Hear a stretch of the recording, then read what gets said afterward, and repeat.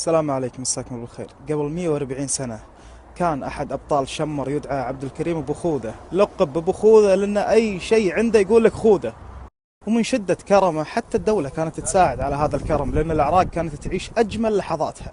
وكان عبد الكريم أبو خوذة حتى الإبل يوكلها خبز. كانوا أهل العراق يعيشون أجمل لحظات حياتهم، وكانوا يقولون: مع نهر الفرات ونخله وتمره من أين سيأتي الجوع. كانوا العقلاء منهم يحذرونهم هذا الكرم الزائد. أيضا أخواننا بالشام كانوا يلعبون بالنعم، وكانوا حتى الأكل البايت ما يأكلونه يخلونه، وكانوا ينوعون بموائدهم. أما شيباننا بنجد كانوا يمصون الثلج، دينار ما عندهم، والله العظيم ما عنده اللي يسد جوع ولده. كانوا يتغربون للشام والعراق يشتغلون ولا يجيبون لقمة العيش لعيالهم. حتى أن المؤرخ ديكسون كان يقول أن بعض من بقي في نجد ولم يهاجر بالمجاعة أكلوا الجيف.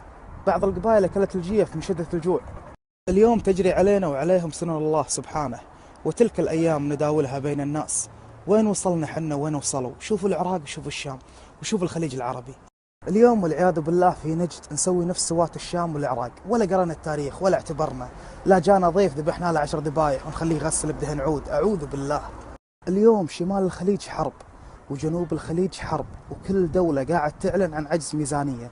مصدرنا الوحيد قاعد ينزل البرميل شيئا فشيئا، ولا زال بعض منا يعتقد أن إذا مد مائدة كبرها عرضها أصناف ما نعرفها إنه كريم. لا يا حج، الكرم مو بهالطريقة.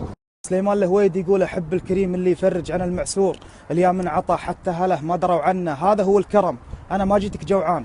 اليوم يا أخوان مضايا محاصرة، فيها من إخوانكم المسلمين للراس، وفيها من أطفالنا تبرعوا لهم. هني الكرم، هني يكمن الشهامة والرجولة. مؤسس شركة أبل ستيف جوبز أبوه سوري الأصل، هاجر إلى أمريكا وهناك ولده، احتضنوه الأمريكان وصار عالمهم.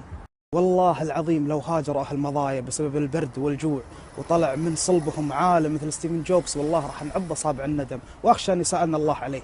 الرسول عليه أفضل الصلاة والسلام كان يقول حق أمنا عائشة: يا عائشة استتري من النار ولو بشق تمرة. اسمحوا لي على الإطالة.